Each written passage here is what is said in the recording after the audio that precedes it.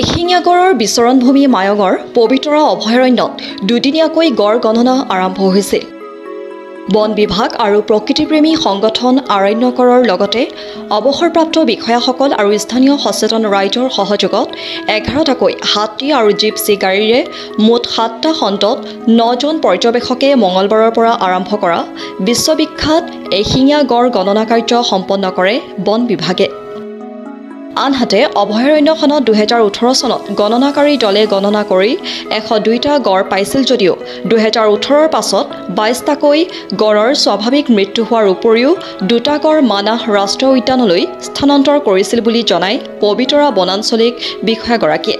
ইফালে দুদিনীয়া গণনাৰ অন্তত গণনাকাৰী বিষয়াসকলে জনায় যে বৰ্তমান পবিতৰা অভয়াৰণ্যত মুঠ 107টা গড় আছে। ইয়াৰে 30টা মতা গড়, 50জনী মাইকী গড় আৰু 27টা পোৱালী গড় আছে। ইয়াৰ লগতে বনাঞ্চলিক বিষয়াগৰাকীয়ে জনায় যে 2014 চনৰ পৰা বৰ্তমান এটা গৰু চোৰাং চিকাৰীৰ হাতত মৃত্যু হোৱা নাই।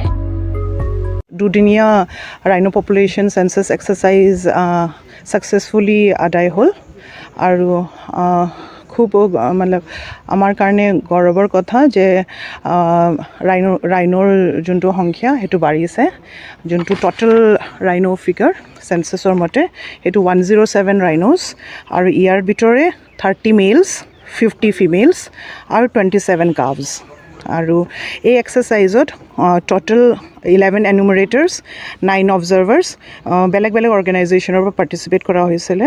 আৰু ইয়াত আমাৰ senior forest officials, retired forest officials আৰু ৰাইনো কনজাৰ্ভেশ্যনত ইনভলভ হোৱা NGO যেনেবা আৰানিয়াক, WWF, লোকেল NGO, হিপা, এওঁলোকে আৰু লোকেল ৰাইজৰ এক্টিভ পাৰ্টিচিপেশ্যন আৰু ইয়াৰ উপৰি আমাৰ media observer, jeep safari association, বেলেগ বেলেগ কনজাৰ্ভেশ্যন পাৰ্টনাৰ্ছ, হোটেলিয়াৰ্ছ, ৰেজৰ্ট চবৰে মানে সহযোগিতা আছিলে, ইনক্লুডিং ডিষ্ট্ৰিক্ট এডমিনিষ্ট্ৰেশ্যন আৰু পুলিচ।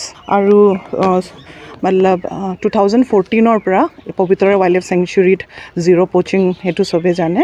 আৰু 107 ৰাইনো আমাৰ সৰু মানে নটিফাইড এৰিয়া যেনিবা 38.81 স্কুৱেৰ কিলোমিটাৰ আছে, সেইটো মানে উল্লেখ কৰে যে মতলব ইয়াত পবিতৰা ৱাইল্ড লাইফ চেংচুৰীত মানে ৰাইনোৰ হায়েষ্ট ডেন্সিটি পপুলেশ্যন। তাৰপিছত 22 ৰাইনোজ নেচাৰেল ডেথ হৈছিলে। ইয়াৰ উপৰি 2টা ৰাইনো আমাৰ যোনটো ইণ্ডিয়ান ৰাইনো ভিজনৰ মতলব তাত ট্ৰান্সলোকেশ্যন কৰা হৈছিলে মানসত।